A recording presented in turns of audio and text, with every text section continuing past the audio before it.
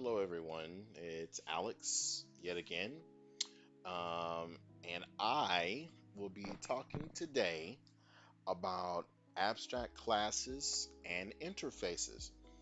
But first, before I get too down into the weeds here, let me go ahead and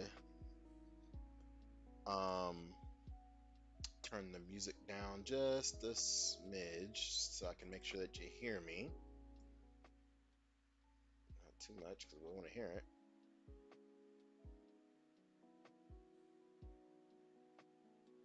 There we go. Hopefully, you can hear both me and the music.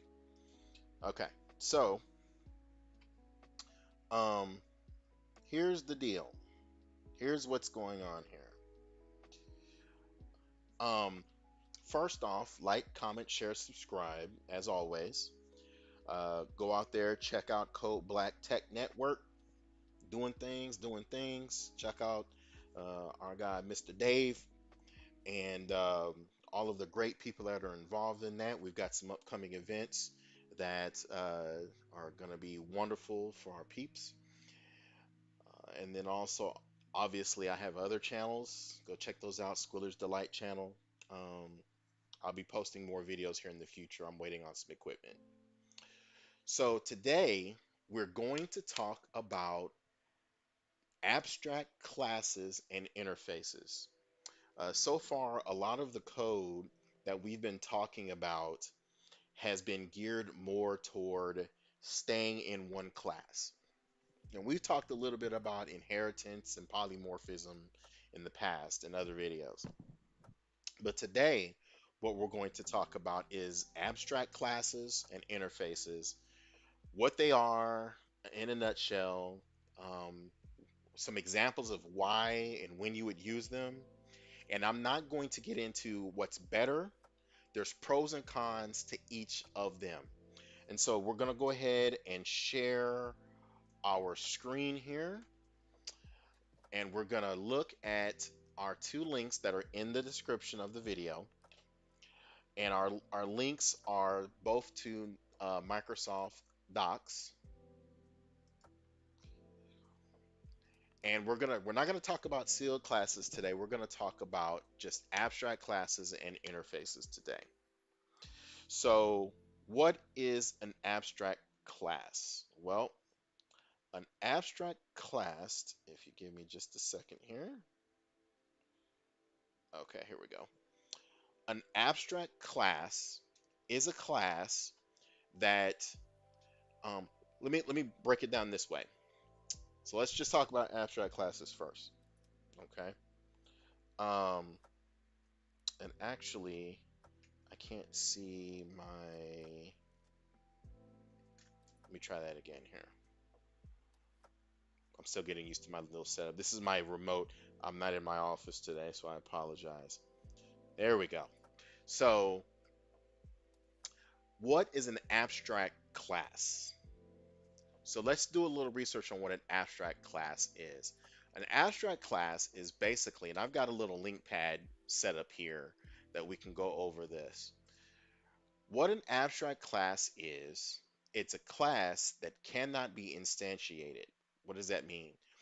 You can't create an object of an abstract class. You have to inherit from an abstract class. Um, how do I explain this in the best way? Well, let's just kind of look at the code here. Let's kind of look at the code here. Okay, let me zoom this in just a little bit. Okay, so this class right here that we have is an abstract class, but the main part of our logic is in a parent class. The parent class, think we're again going back into that whole parent versus child scenario that we were talking about earlier in other videos. A parent class is a class. It is going to contain a lot of your heavy lifting logic. Okay. Um, so you can see here, I have a method in here called do something with the parameter of a string, just called s. And all it does is it just writes a line to the console when you run it.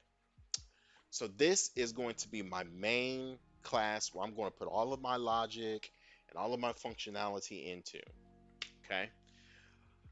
But let's say I don't want people inheriting from this class all the time. So what I can do is I can create an abstract class, which is down here, that will only um, that will not allow other classes that inherit from it to make changes to the class and the functionality of the class. So think of it this way: um, you have your parentage, right, and you have your children over here. Parents inherit from children. Children inherit from parents, and there are things in our children that we would love to change, that we would love them to pick up from us. And then there's things that we don't want them to pick up from us, right? So in that instance, an abstract class, um, I'm not explaining this the best. Polymorphism is kind of a, I don't want to say complex to it's hard to put into to plain terms. So let me try this again. Um, an abstract class is a class that only can be inherited from. You can't make changes to it. You can't create new objects of it. You can only inherit from that class. So we can't create new objects of that class. We can only inherit from the class. So, like I did here, where I say new parent class here, and I'll get to this is the interface example, but we can't do that with an abstract class.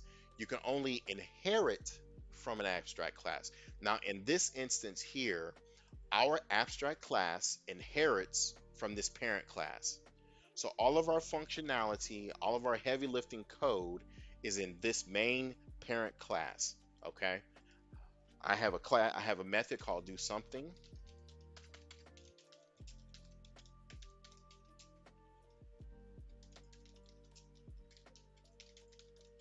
I'm gonna call it do something else. Int I.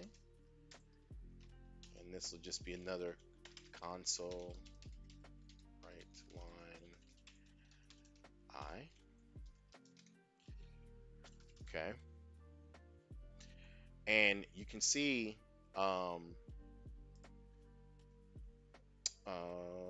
we need to do this instead. Return string.format. Uh, do some string interpolation. Do something else. All right. So this is our parent class. And what's going to happen is this class allows any class to inherit from it. Okay. Now, these two methods in here um, allow them to, well, I won't get into the virtual keyword, but basically, I will do that in another video. But basically, these are two classes that we can override in an abstract in another class. So down here in our abstract class, we can come down here and say public abstract, and you have to use the abstract keyword override string. Ooh, uh-oh. Do something else. Int I. Okay. Now, the thing about abstract classes, we're still sticking to inheritance. So we've got our main class here. Oh, here. This is our main class. And this class is the one that our abstract class is inheriting from. So think of your abstract class of being a brick wall that you can write on and you can read it and you can do stuff with it, but you can't create a new brick wall from it. You can create a new brick wall from your parent class, but you can't create a new brick wall from your abstract class. Okay. Now, your abstract class, any abstract methods inside of that abstract class needs to be when this abstract class is inherited by another class or derived class, a child class of this abstract class, that class has to have the abstract methods. The derived class has to have the abstract methods from the abstract class included in there. So what's going to happen is if we hover over here, we can see that it says we need to implement the abstract class because it's missing a method. So if I come down here and I say public override string do something else int I, and I say um, console, and let's say return some string here, something like this, right? Then what happens is we're now we're now in the right um, we're now in the right structure of our abstract class. Now, we're talking about polymorphism here today. And then up here, in this particular method here, I've created a new, I've instantiated a new object of the derived class, because it's not an abstract class, it inherits from an abstract class. I've instantiated a new object from this derived class, and any of the methods that are inherited from the abstract class I can use. So I can come down here and say d class dot do something else, and I can pass in an integer one like this. Okay, so what this does is it allows us to um, change how our classes work. Okay, um, the thing about inheriting from an abstract class is in an abstract class, bear with me, you all.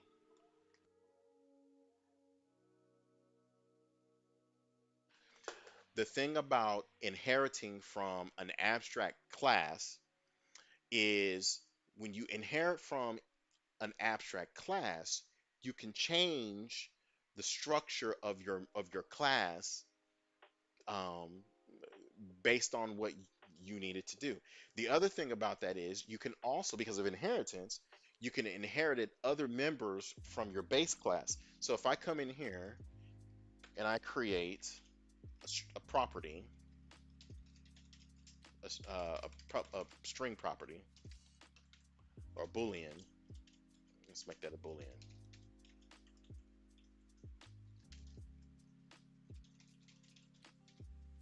like this. Even though this is an abstract, because I'm inheriting from this parent class and I'm able to inherit from this abstract class, it all flows downhill. So now up here in my derived class object, I have access to that property right here. And I can say if is boolean val, then let's just move this under here. Else do something else like this. Let's make that signature like that. Okay, so the way this works, let me back up here and kind of try and do a better job of explaining this. You have a starting point. Your starting point is always going to be your parent class in this instance. Okay, your parent class has all of the bells and whistles of and functionality. It's got all of most of your members. It's got your methods that do your logic, the stuff that you want to repeat over and over, right? Um, let's say this do something was a method that was just going to add something repeatedly. Let's say this do something else was a method that was going to subtract something repeatedly, right? So what you can do is you can define all of that logic in your parent class here. Okay.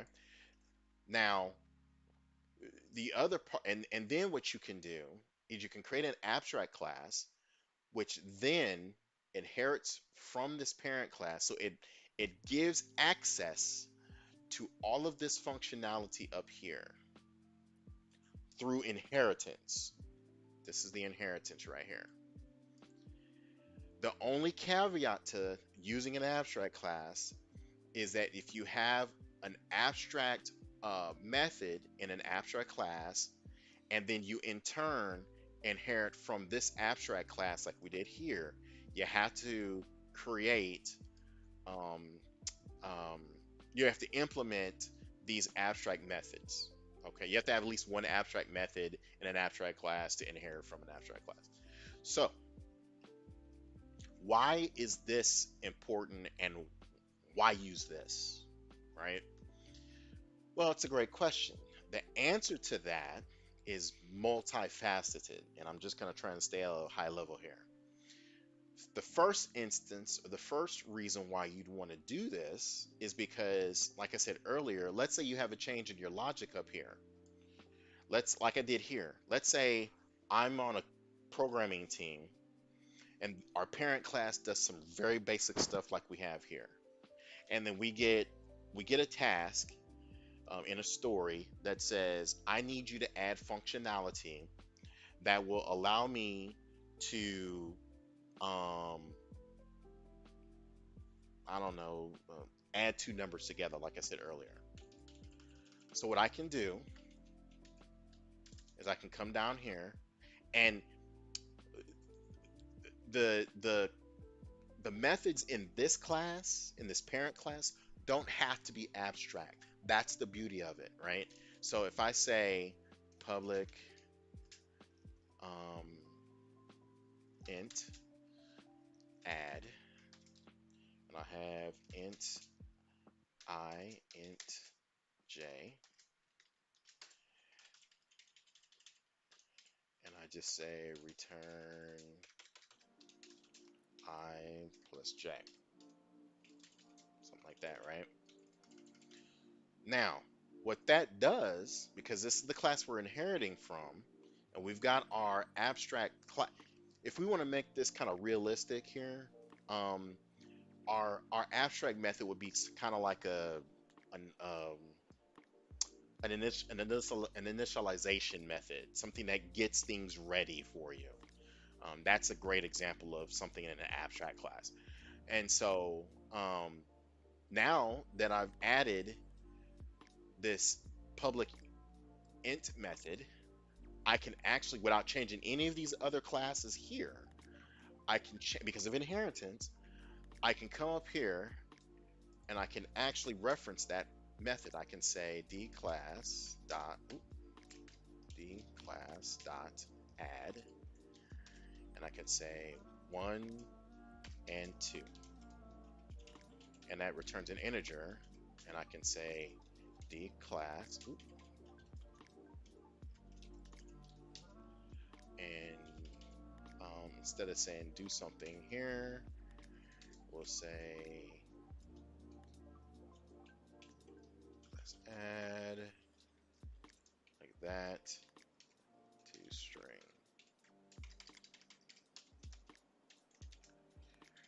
So what that does is it's basically turning our integer value into a string, and then it's going to output it.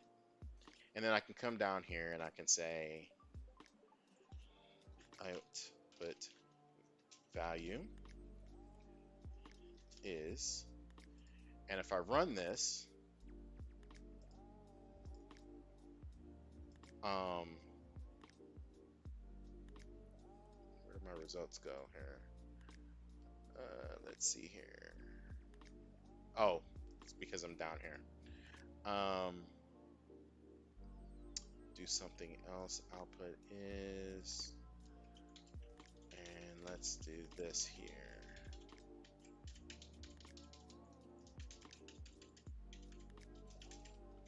This is S. There we go. Now if I hit F5, let me debug this here.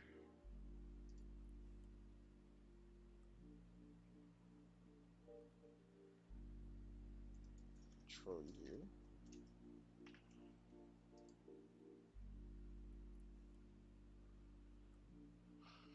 All right, so we've got an error here, and we've got to find out what's going on here. So we've got D class is null, debug is F10, is Boolean value, which is false, 10, 10, 11, 10, 10, 10, 10, 10, 10. Yeah, what's going on here? Oh, I gotta do this. Um,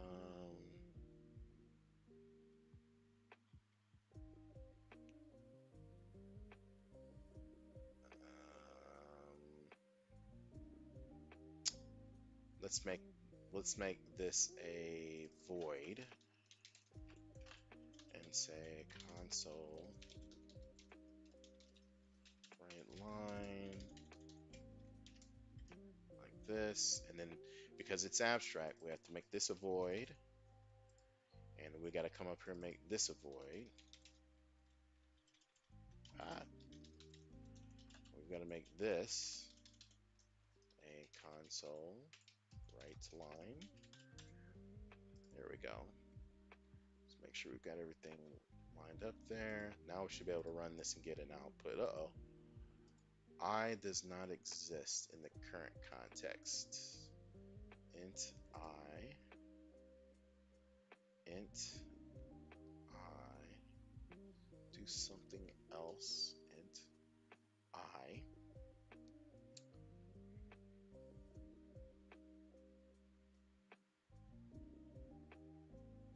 Hmm?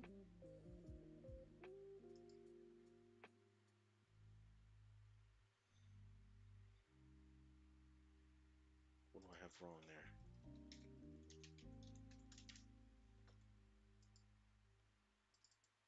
No, something's wrong here. Public virtual void, do something else. Int I. Output value is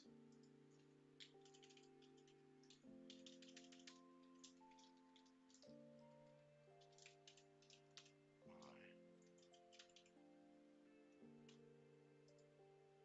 There we go. That's weird. Um, so let me debug this again and run it again. Okay, so here we start out in our, um, actually, let me start out in this line here and hit F. Is it F5? Is it start? Yeah, F5. Okay, so we start out here. Our derived class is this one down here. Okay, it is a child class. Our child derived class inherits from this abstract class. Our abstract class has two methods that we have to um, include because it's an abstract class, and that's these two methods here. And so what happens is those two methods are inherited from our main class up here. These are our two methods. Also, we have this method here and this method here. I'm sorry, this method here and this property here that we also are inheriting in our abstract class that we are passing down to the derived class. So it's like a triple handoff, right? The derived class is your center. Sorry, your parent class is your center. Your parent class hikes the ball to your quarterback, which is your abstract class. Your abstract class then hands the ball off to the running back, which is your derived class. Okay? Then your derived class is referenced by this method up here, and we're creating a new instance, a new object of the derived class, and calling it lowercase d class. Okay? So now we have this d class, and we can see in down here that in this d class, we've got access to this Boolean value, which is here because of inheritance. And if we come through and we step down because our Boolean value is set to false right away by default. So now we've got this derived class function or method called do something else. I'm gonna hit F11 and step into that method, and then I'll hit F10, and that writes a line to our output, and it gives us our sum string here. Now, because of the way that this method is written, I'm not doing anything with my I, but if I come back down here and I run this again, you can see my I has a value here of 1 right there. Okay. So to make that 1 pop out there, let's just copy this line right here.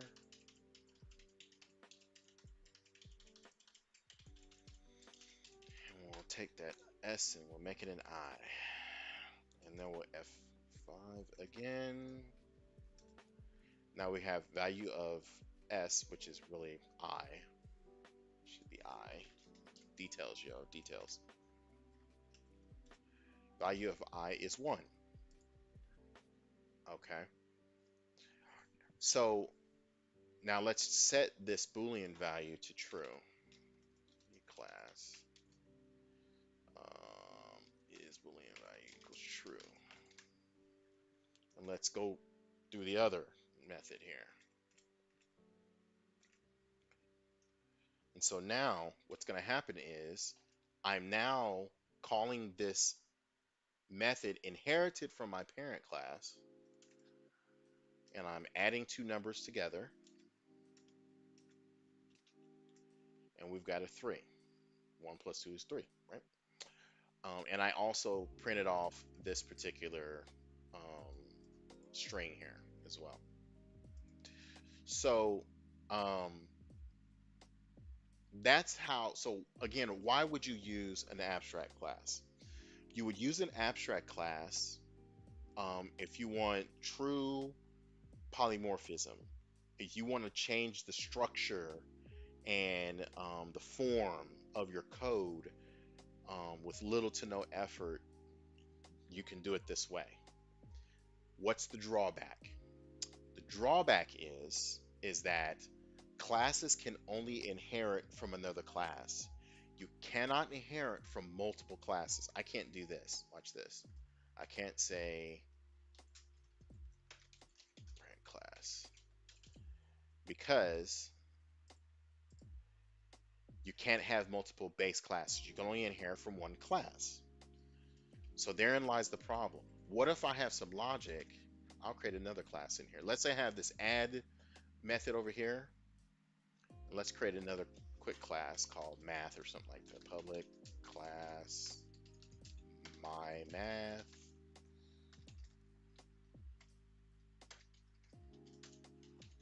And in this class, we're gonna just copy this. Add, subtract, multiple. Oh, uh-oh. Add, subtract. We'll call this multiply and divide. And we'll change the structure here. Multiply that. Subtract that. Okay. Uh-oh.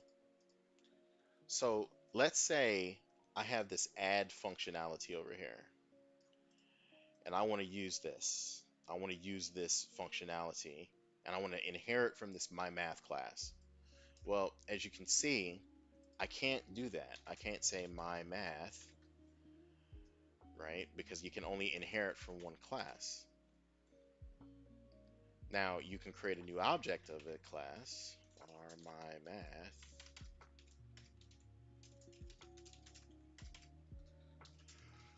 My math, and do it the hard way, but then your add won't be able to interact with your other methods because they're in 2 different classes. So therein lies the problem of an abstract class. How do you get around this? Well, I'm glad you asked. So that you get around this by creating an interface. Now, interfaces are basically contracts saying, I'm a class and I'm going to allow you to use these methods that are part of my base class, and only those methods that are part of my base class. And to create an interface, what you usually do is you have a parent class right here, and let's grab the same methods from our parent class over here. Okay, and we'll move this over here. And it's gonna give us an error because I've changed some stuff here. And then we're gonna grab this my math um, class here as well.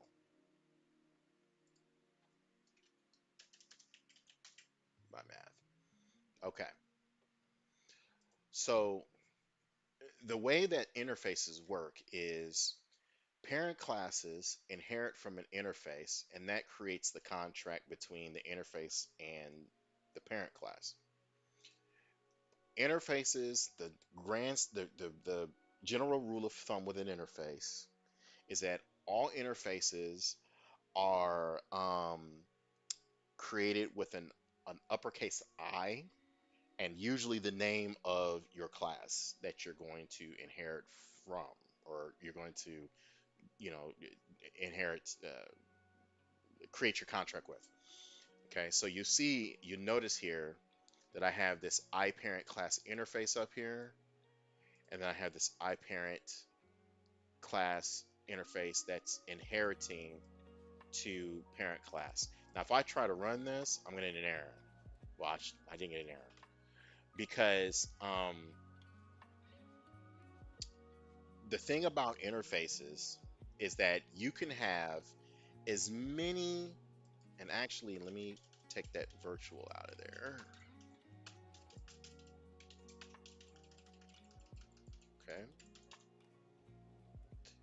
so here we go. Now, what'll happen is I'm only displaying the do something method to the interface. So the interface only has access to that one method. So I come up here, I've created an object of my interface right here called parent CLS. And then I instantiate, or I create my contract. I open up my contract basically with the interface and the class. Then down here, I can say parent class dot do something. But you see, I only have access to the do something method via the interface. Okay. Now, the one thing about interfaces, well, let me keep going here actually before I get off to a tangent here. So to do something about this, what I need to do is I need to come up into my interface and say, I've got my string do something. I've got my do something else that I want to create here. Get rid of the public, because you don't have to have the public indicator on the method because the interface does that for you. And my add here.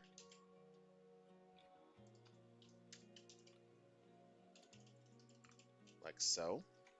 Now, let's say, like we were talking about before, that I want to inherit from my math class. Well, the cool thing about it is that you can inherit from one class, but you can inherit from multiple interfaces. So I can do this, my math, comma, iParent class. So now my parent class up here, see my object that I created up here? The interface does not allow me to um, do anything with Boolean value or the my math class. So I would have to create another interface and expose that interface um, to my parent class. So I'd have to create a interface of the I my math class. Okay, get out of here. And then all you do is you just take the method signature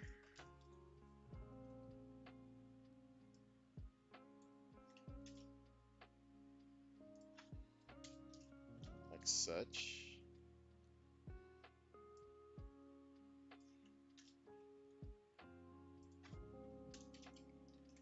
All right. And then I can come down to my parent class and say I my math.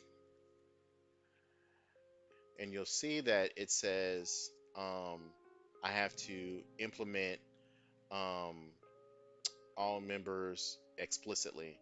So what that means is that I have to create um, an instance of these three methods into this parent class, like I have down here. Um, because it's a contract. So you see, it says it doesn't have my math subtract int on there.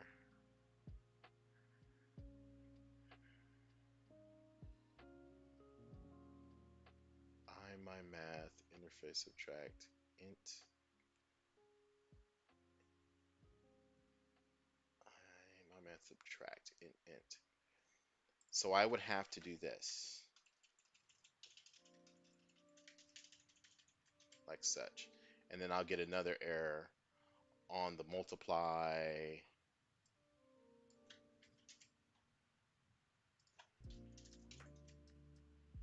and the divide.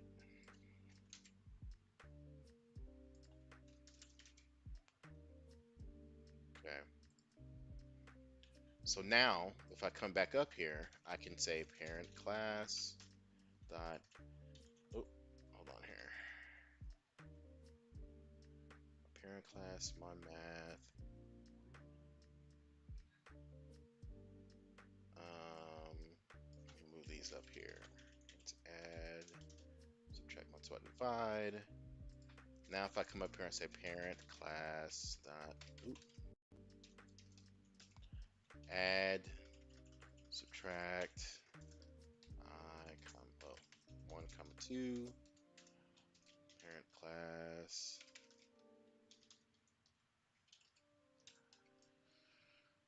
add 1 comma 2 class multiply 1 comma 2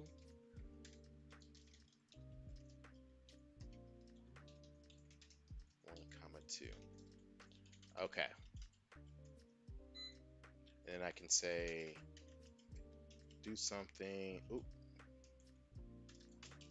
do something.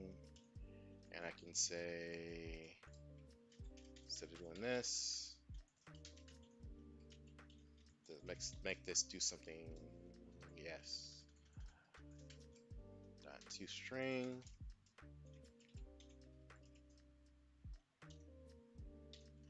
Just copy this here. Do something. Do something. And do something. And dot to string. And dot to string. And dot to string.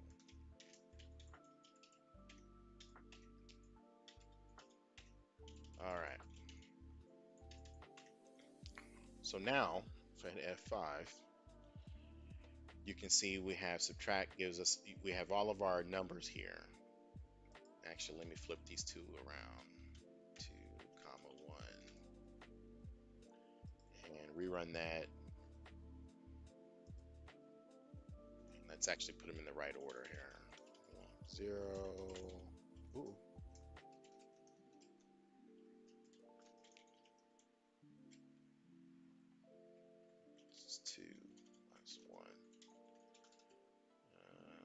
0,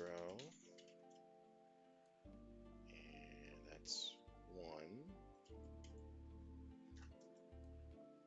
And let's move this one down here. Okay. So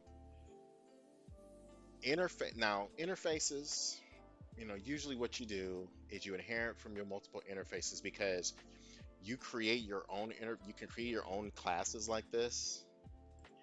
And then what you usually do is you create an interface for each class. And then what you do is, like I did here, you put all of those methods into your class. You take that class, create your interface. So actually, this would be down here.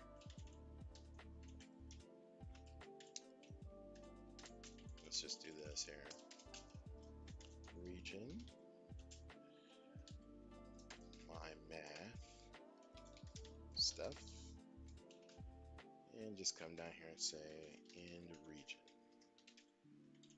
Let's just do like that. Okay. So what would happen is you would have an interface that would look like this, and you'd have a class that looks like this with multiple interfaces. So in the grand scheme of things, why would you use this? You would use this if you have to inherit from multiple classes that have interfaces. Um, that would be the one reason why you want to do that, is if you want to snatch functionality from all over the place, but you can't inherit from multiple classes. Obviously, we saw that before. If you want to grab methods that do work, this is the way to do it. That's what an interface is for. Each way has its pros and its cons. Um, if you want to easily be able to alter code, then you use an abstract class. If all you're wanting to do is grab functionality from other classes and use that functionality, and that is something that's very commonly, I do this stuff every day at my job. Then what you do is you use an interface. Okay, so let's look at this in a different example, and I've got a .NET um, Visual Studio session going on here. So let's look for some different interfaces that we can use. Let's see. Let's go Google some interfaces. C# interfaces in .NET 5.0 that we can inherit from.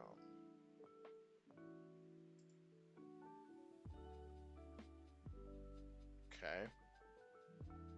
So let's look. Yeah, let's look for some classes here actually.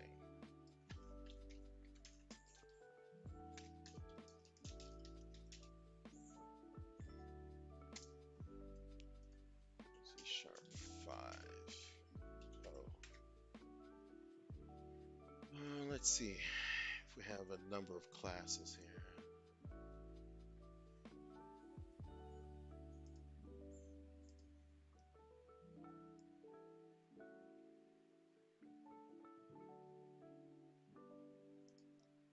See if there's a list of classes that we can look at here.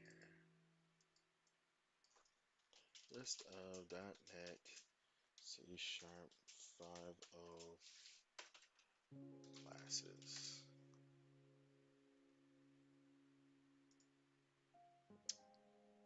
Okay, here we go. So I'm trying to think of one that has an interface in it. I know that iDisposable has an interface. But I'm not going to get into that because we're not disposing anything.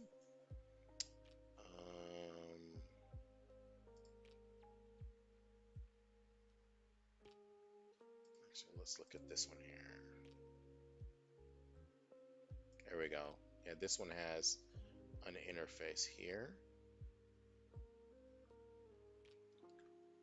Oh, that's a good one. Okay, so one that is often used is the Ienumerable. So I need to go up to using system dot using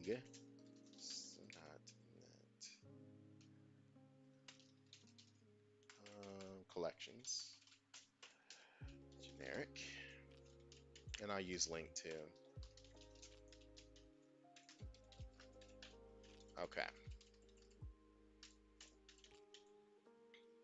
So here we have an example of a static class, static void, or method, I should say.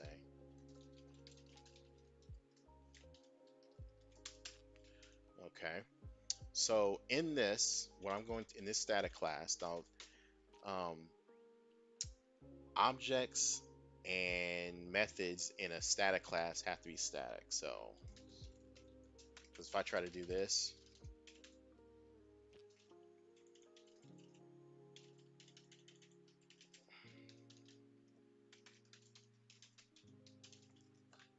ooh, that's wrong. My integer. If I try to reference that, I can't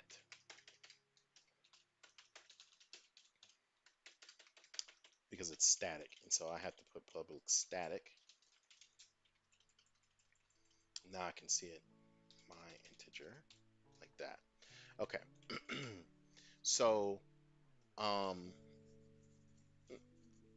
a great way to look at an interface is this way. I'm using the systems.collection.generic namespace. And in that namespace, and let's just go to it.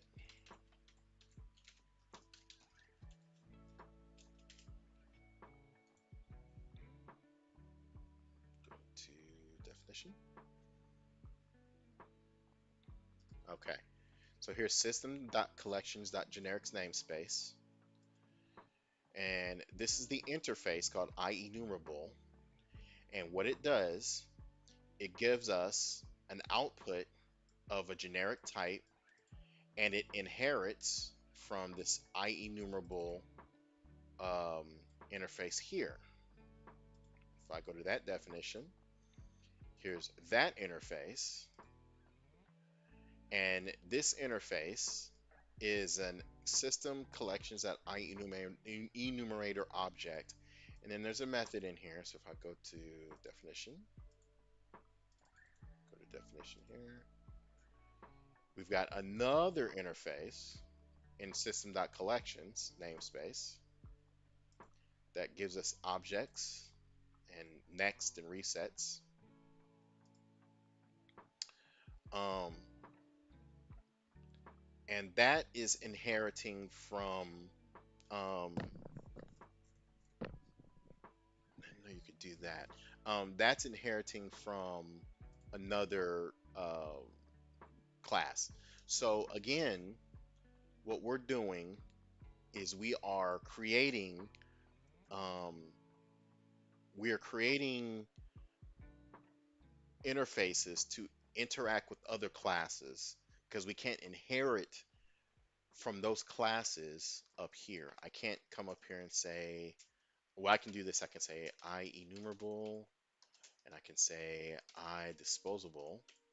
But the kicker of that is that I have to have the classes or the um uh well, you wouldn't want to do that. I disposable you would though, like this. And then I'd have to create the method that's in I disposable. So if I come up here, I can say um, implement the interface like this, and it'll do it for me down here automatically. Or if I come up here, right click on this, and I can say give it the dispose pattern. Now I've inherited from this, and I've got a dispose here that I can use. And you would use this for database calls and stuff like that if you have to dispose for garbage collection and stuff like that. But since I'm not going to use that, I'm not going to inherit from it.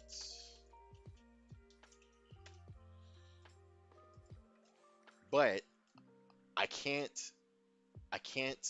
inherit from multiple classes, that's where the interfaces come into play. So the short of it is you use interfaces to grab logic from other classes that you can't inherit from. You use abstract classes to inherit from a base class, and you can change the structure of those inherited classes and those abstract classes that you are inheriting from, and mold it to what you want it to be. But you can only inherit from the one class at a time.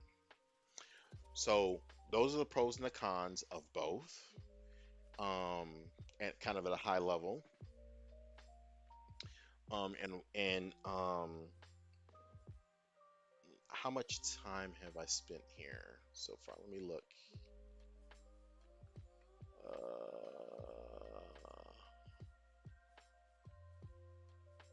Almost an hour. Okay.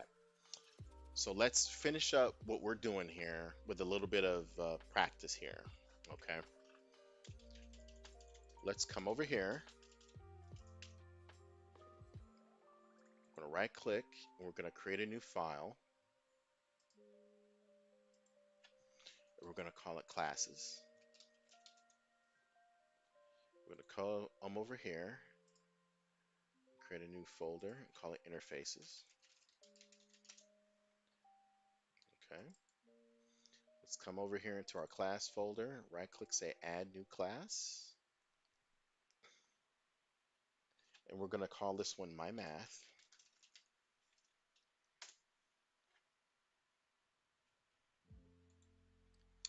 And we're going to add a new class. We're going to call it output report logic.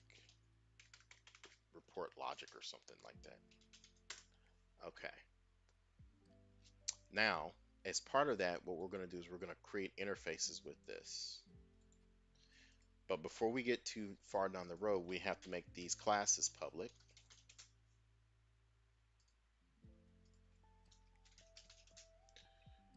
And what we'll do is we'll come over here and we'll grab our add, multiply, divide, and subtract classes, our methods here. Come over to my math. There we go.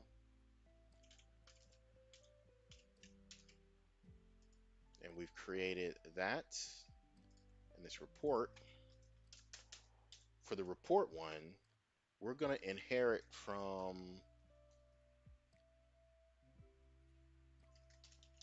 string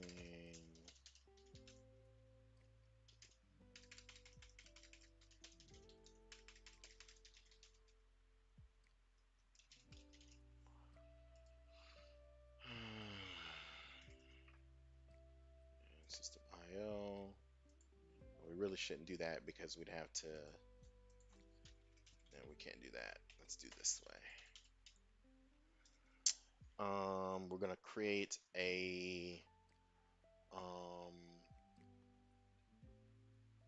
oh, let's go back over here. Let's create a clear.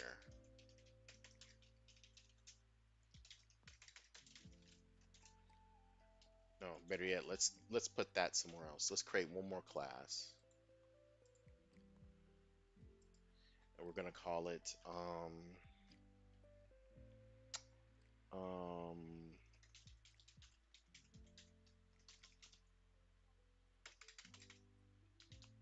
initializer. We'll call it initializer class. Okay. And in this class, what we're gonna do is we're going to call a method called initialize.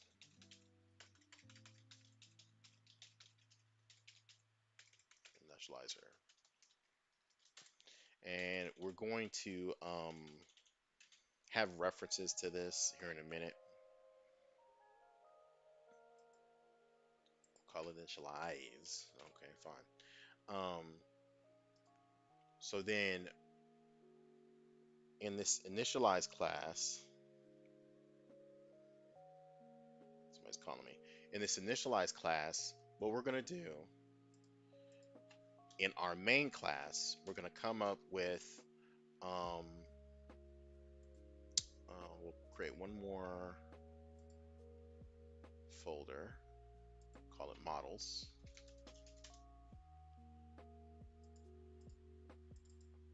In this one, add a class. We're going to call it main model. And in our main model, this is going to be the structure of our data structure. Okay, so we're going to have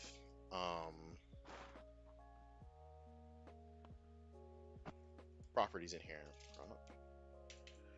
Int, we're going to have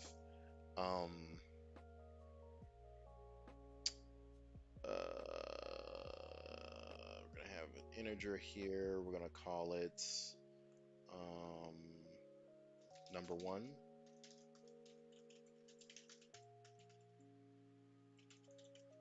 Number 2, and product.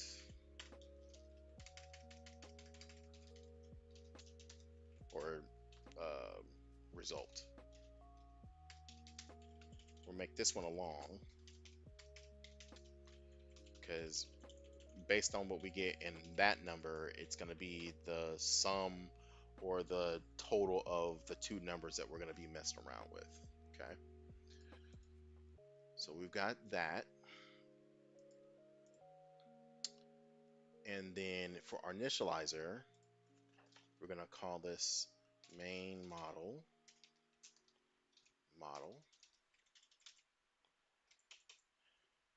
Let's come over here and say using models. And we're going to say return new main model. We'll actually make this main model. So what that's going to do, it's going to erase everything in our model and zero out everything. Okay. So in our main up here, let's create a new main model.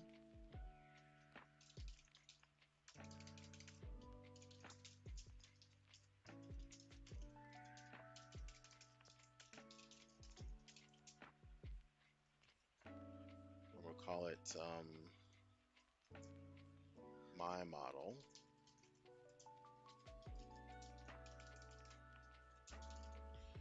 And we've got to keep our includes here. Oop. There we go. And in our main, actually,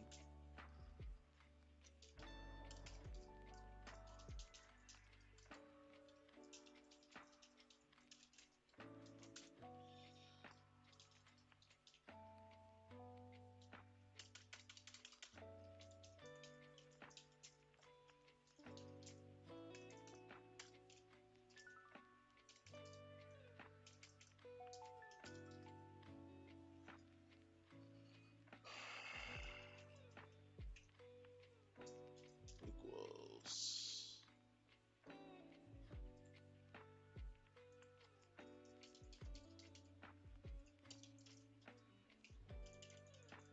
up here, what we need to do in our initializer class, let's make an interface of this one.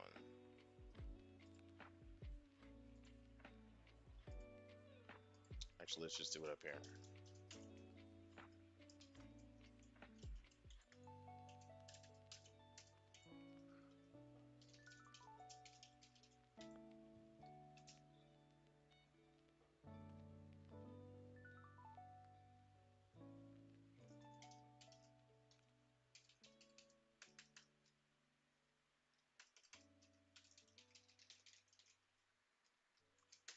Okay, and we'll call this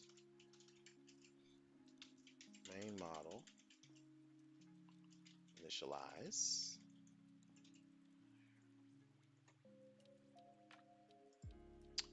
And over over here,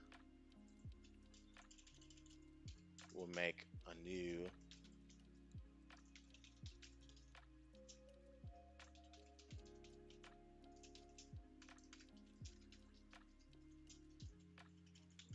we'll have to make a reference to that one here.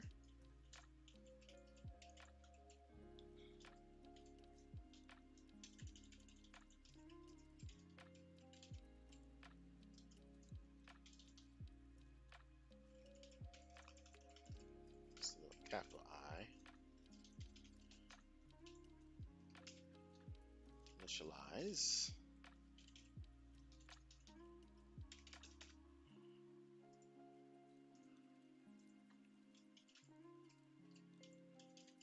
Get rid of this here. We don't need that in there. Okay. So what should happen is it should come in.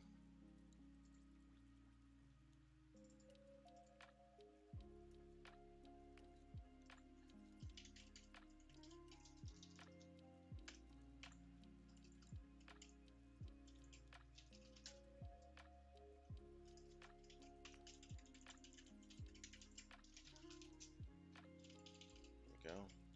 What it should do is it should come in. It does not have a suitable static void main. Yes, it does. Let's move this down here then.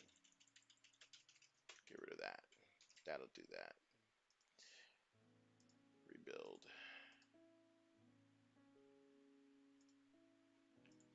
Alright, so what'll happen is when it comes in,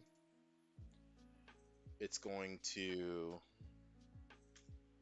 create a new, it's going to zero out the model basically.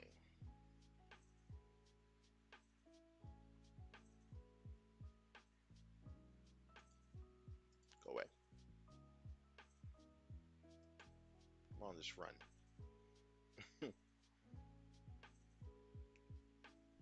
Come on.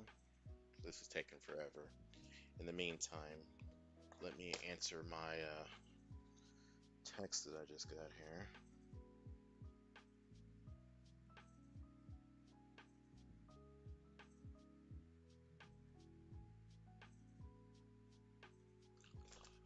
Okay. Come on. Wow, that's taking forever.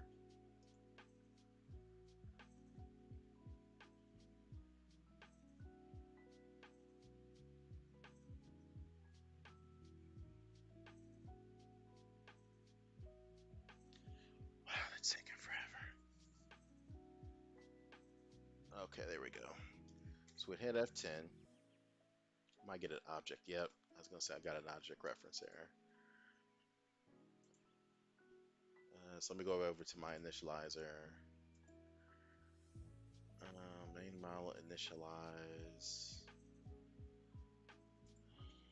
I need to do this.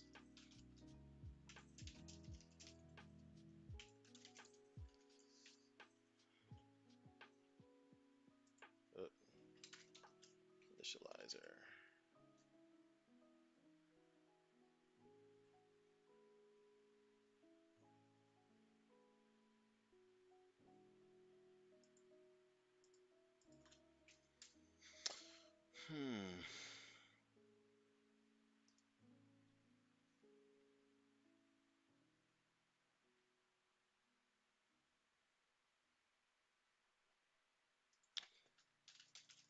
Let's make that a public class.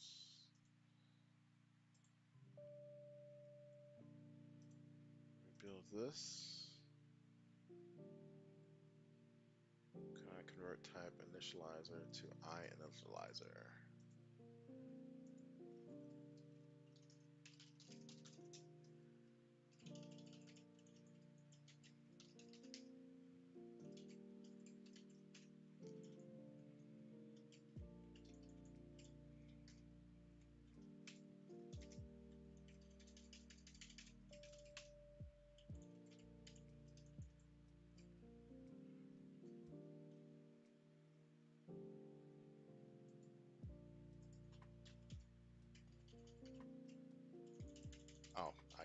class.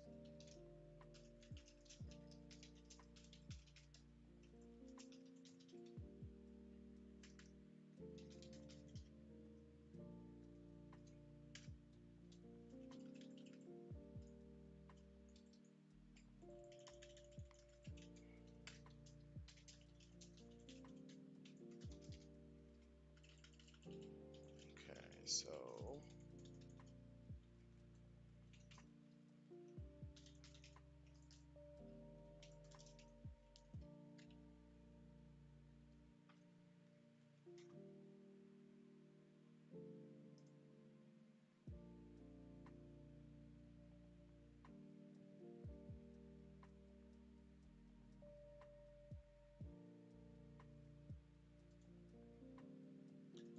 class initializer. I'm getting myself out of whack here. Let's figure this out here real quick. Okay, I've got a method. I've got a property there that needs to be instantiated there. Instead of doing that,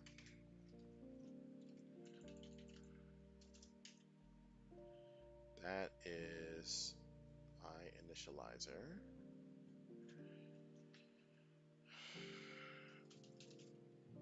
Initializer.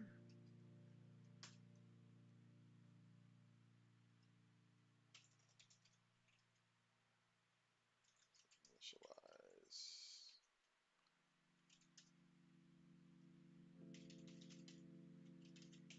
equals.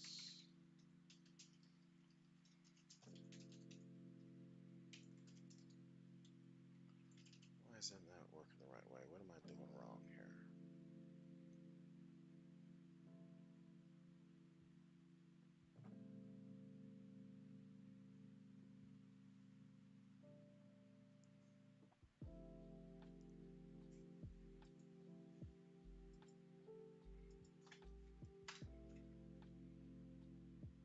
Oh, I see why.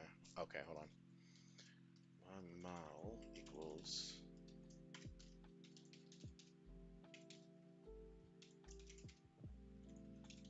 that way. Probably don't need that. And come over here. Just get rid of this since it's very simple.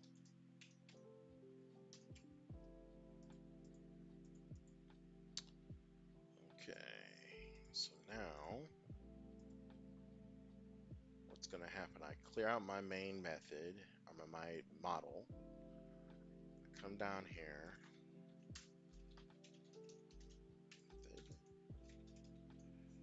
And my new method.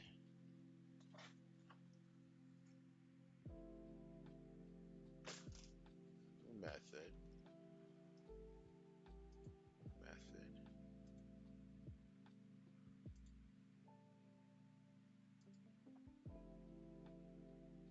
I've got a model. Let's make sure this works first.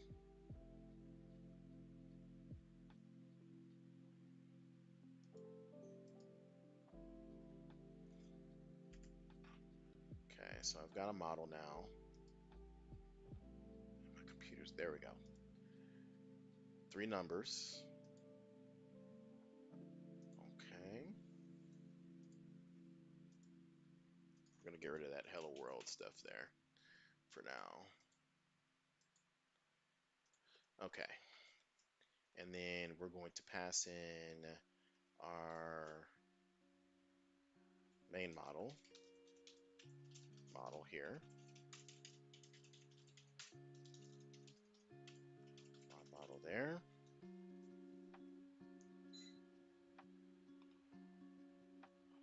And then in here, we're going to args 0, args 1.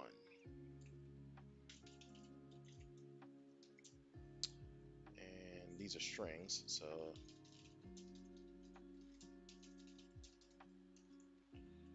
okay.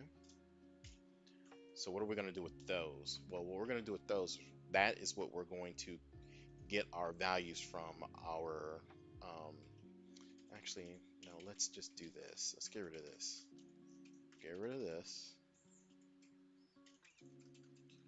And then what we'll do is we'll say arg1 equals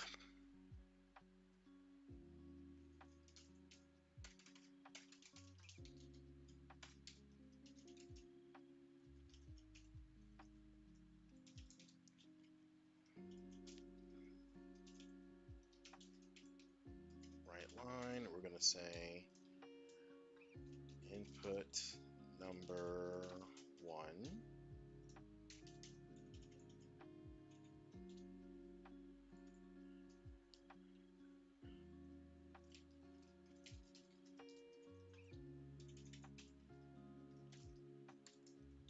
input number 2.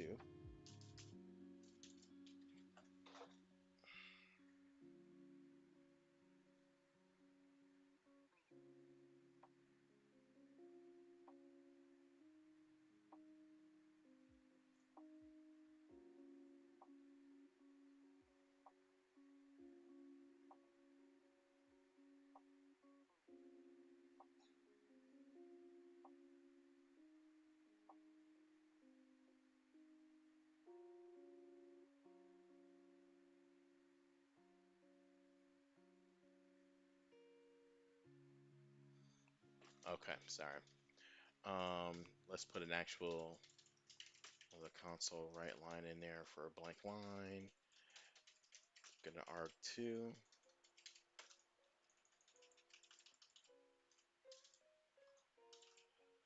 then we'll say arg1, arg2. Okay. Then what we'll do is here we'll say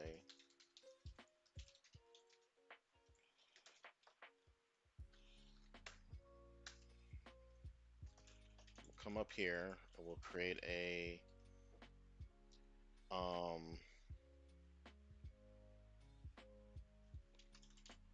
we'll actually come over here and say um,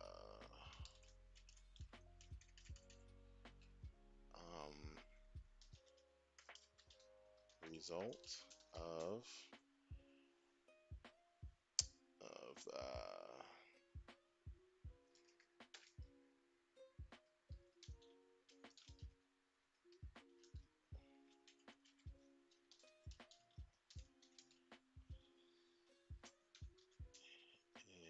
is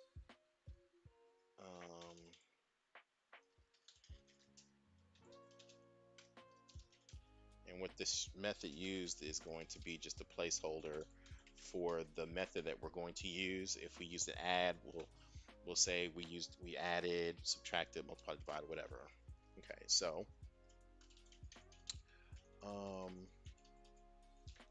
and actually we'll say uh,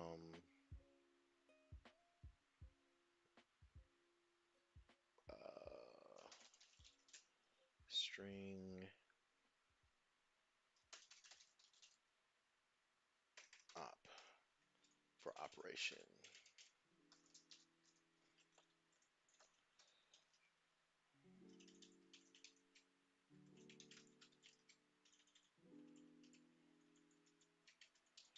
We'll say in the operation desired, a equals add.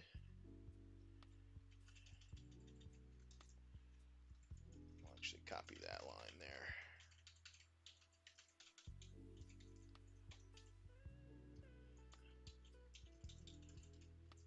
A for add.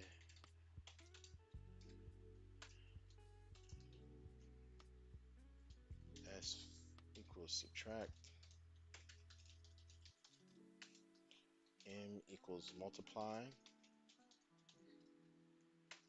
D equals divide.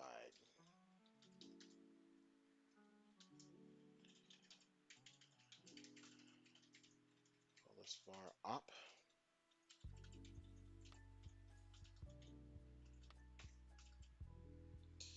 Okay.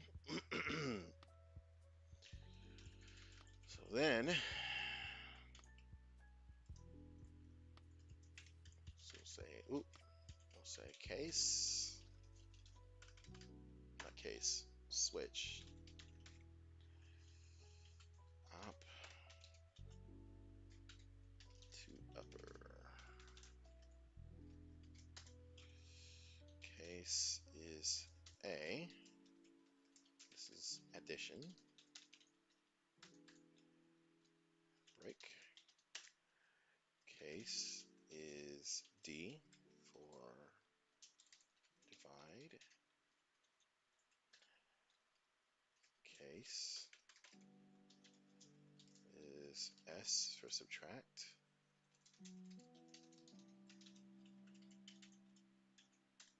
Break that.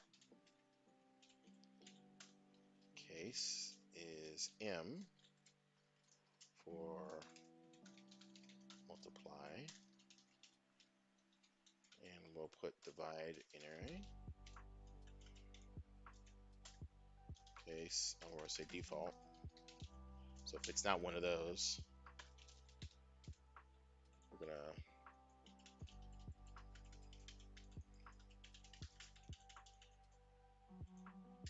say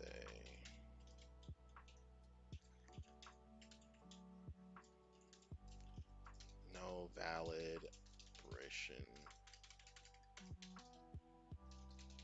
chosen. And then up here, we'll come back and say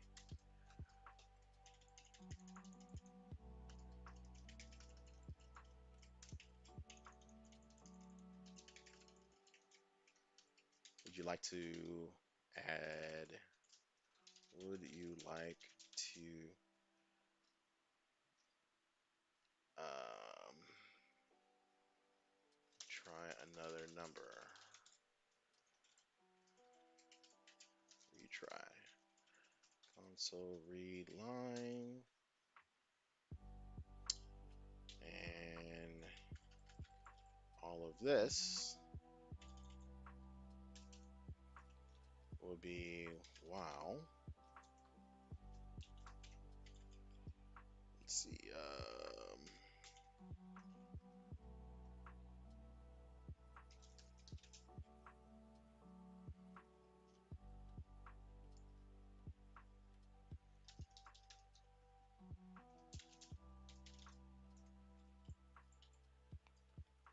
Wow.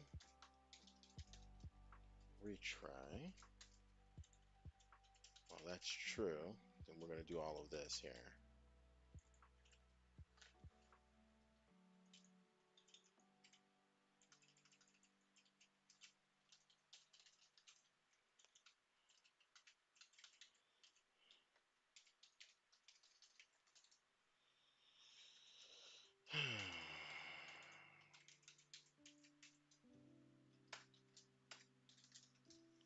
Y in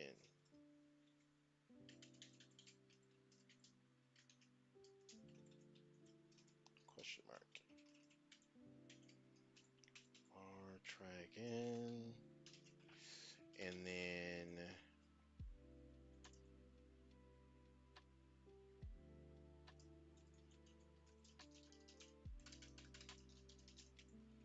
try equals.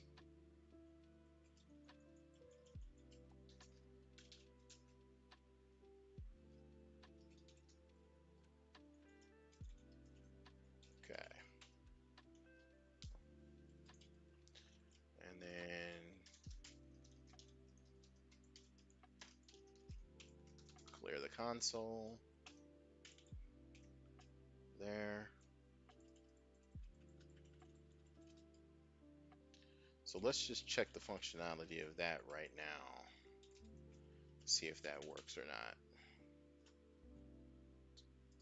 See if we can jump out of there.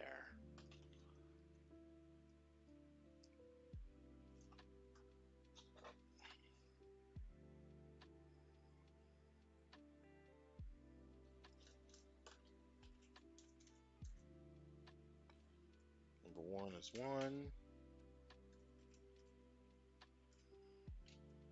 2 is 2. Add. So I like to try number. No. Bounces out. Yes. Alright, let's try it again. Let's take the breakpoint off. 1, 2, divide. No, that should end it. Yep, okay.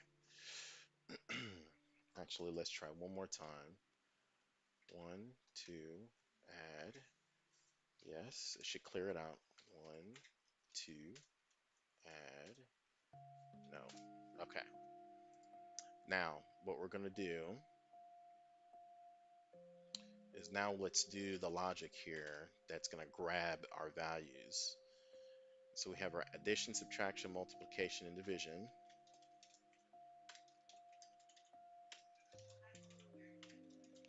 Okay, and now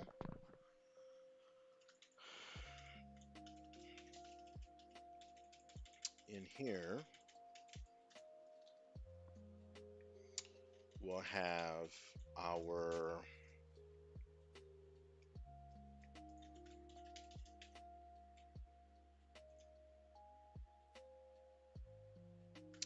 actually our args are going to go into our model.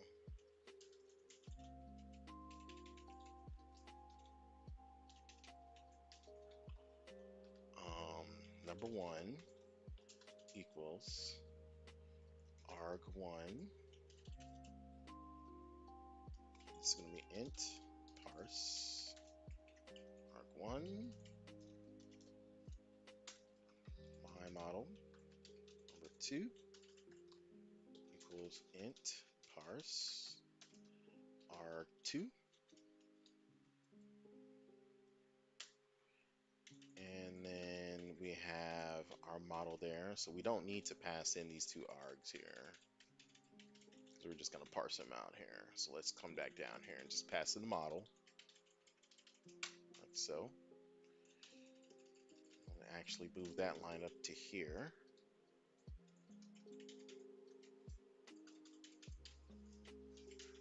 Let's do this here.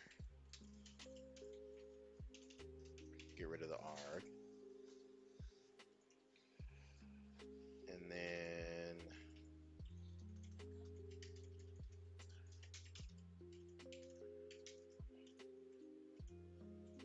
get rid of, oh, not there. Number 1, number 2 is going to be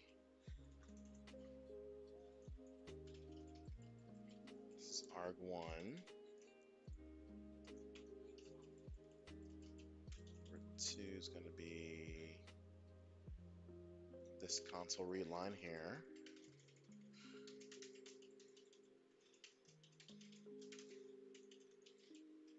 Number 2, and then we've got the operation there. So we don't need the two args there. So we've got the operation there. And we're going to say add is going to be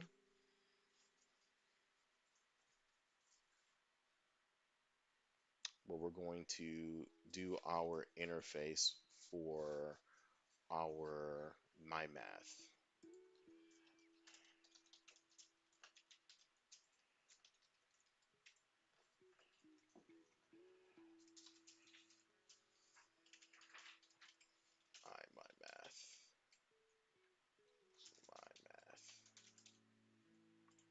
Ah.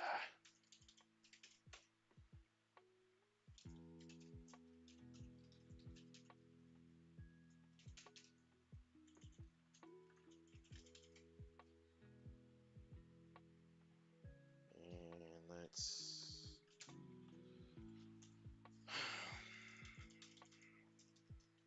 get set.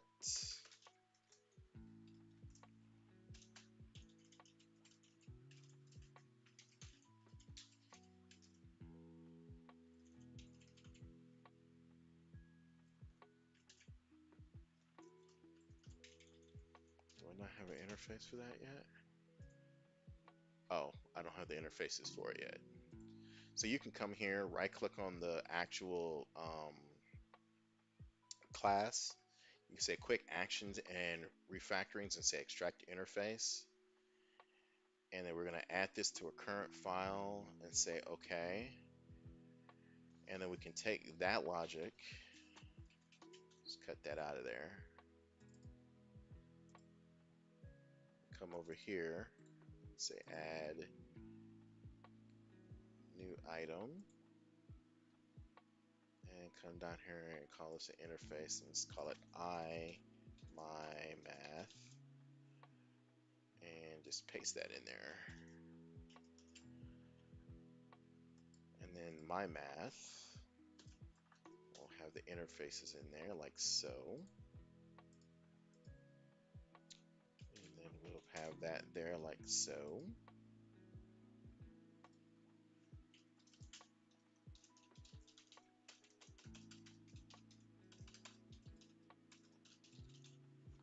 Oop.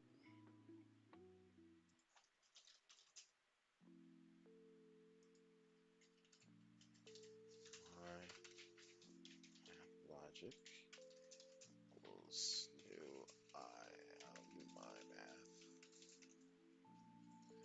Okay. Now, what we're going to do with this my math logic is we're going to say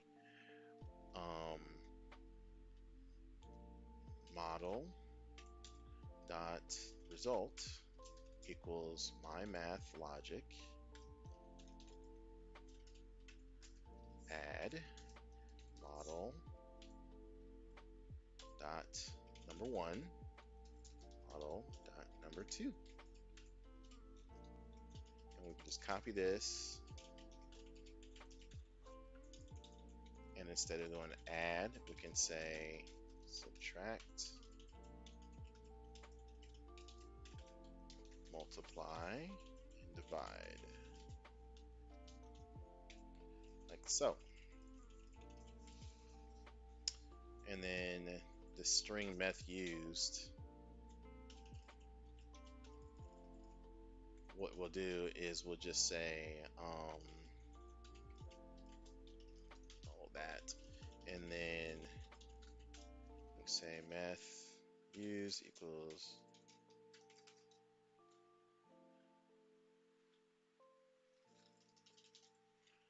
addition, subtraction, multiplication, division.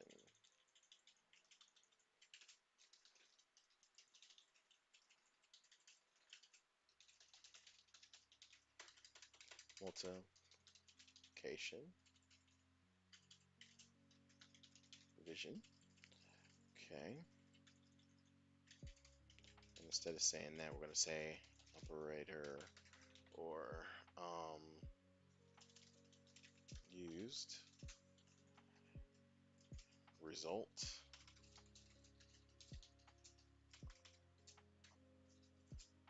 is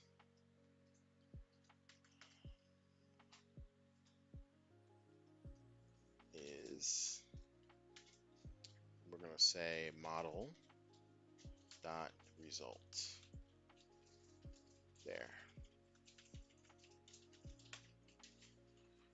Okay.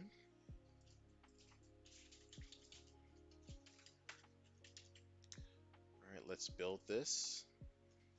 See what happens. Thing built okay. Let's try to run this and see what happens here. All right, let's make this a little bit bigger. Number one is going to be 2 plus 2. Result is 4. Would you like to try another number? Sure. Number 1 is going to be 5. Number 2 is going to be 5. We're going to multiply that. We should get 25. And we do. Sure. We're going to have 6. And 6. Subtract. We're going to divide that. We should get 1. Yep. And 14. 13. Subtract that, we should get 1. And there we go. Up, and we did division already. Now we can get positive and negative numbers here. So if we say 0, 15, and we say subtract, we get negative 15. So when we say no, we don't want another number, and that's the end of our logic there. So we've basically created a calculator here, a basic calculator program that will go through and add, subtract, multiply, divide numbers for you. So um, in a basic way. And what we did was we used a couple of interfaces. We used the interface here. We used an initialization method. Um, we used some string interpolation right here. And let's make sure. And then we also did some, we don't need this logic here um, unless we were going to take all of this text and report it. So this is an unused class that we don't need, so we can just delete this class here. We no longer need it. Just rebuild it just to be on the safe side. And then what we can do is we can say release, build this.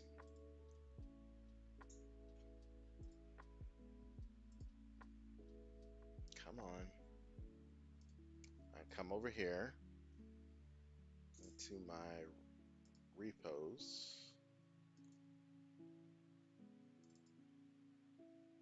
I should have my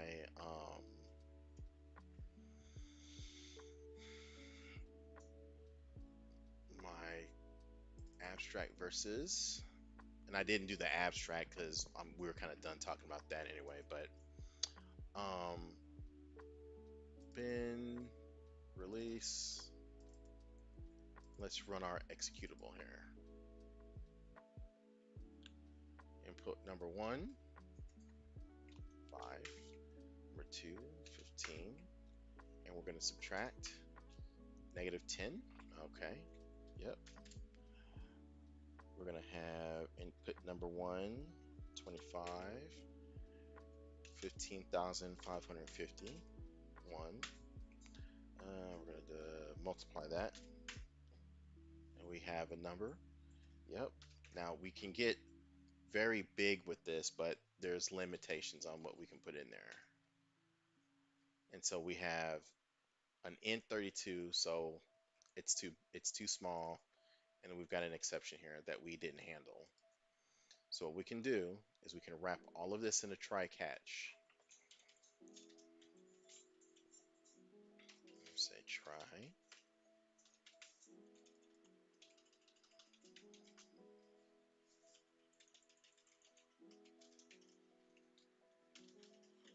Try catch. We don't want to throw any exceptions or anything like that.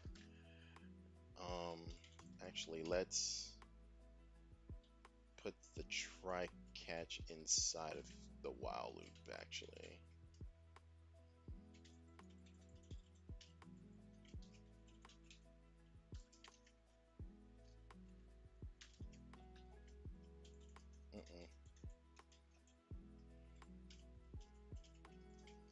Make sure I'm doing this the right way. So there's my try.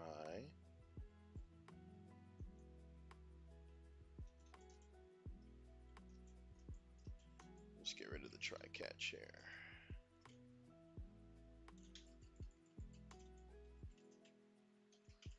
The try in here.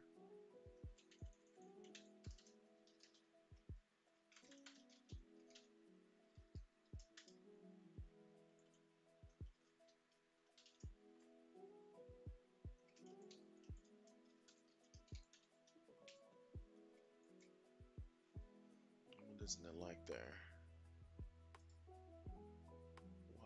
Wow. Try. Oh.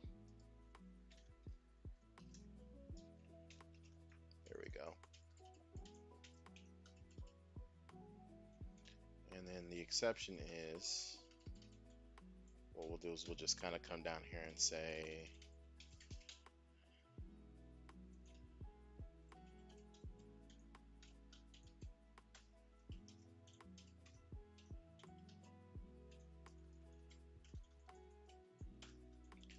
there was an issue, try again.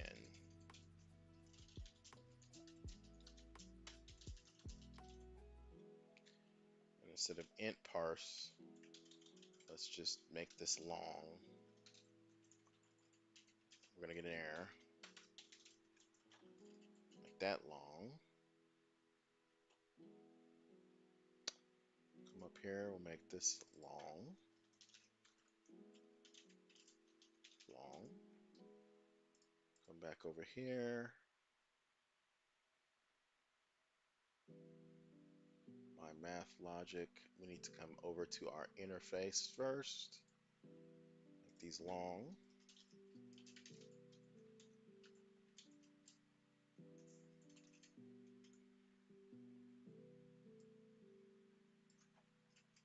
These all longs.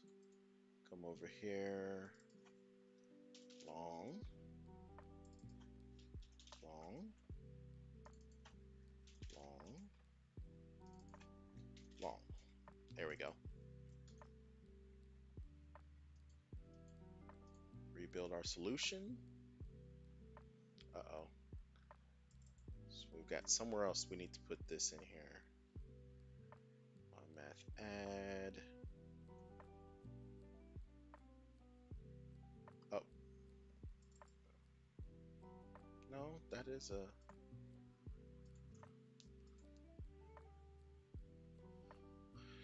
Oh, we gotta change the interface. I thought it changed. Oh, right there.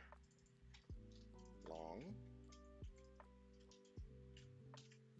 Int too long.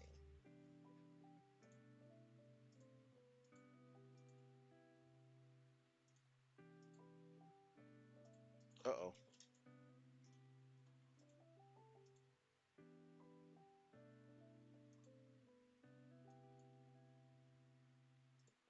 Replace right there. And do the same thing here.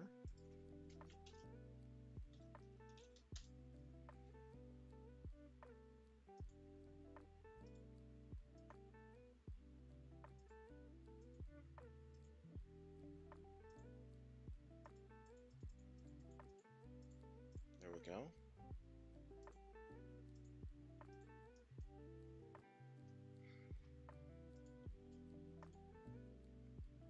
Now let's try that again.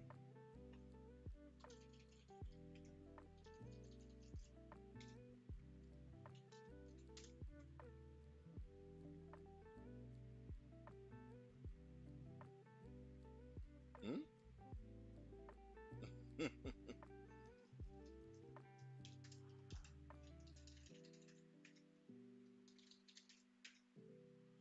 Multiply. And it's doing that because we have a very, very large number. But it's not blowing up on us anymore. So, um, yeah, so basically what we've done is we've created a basic calculator.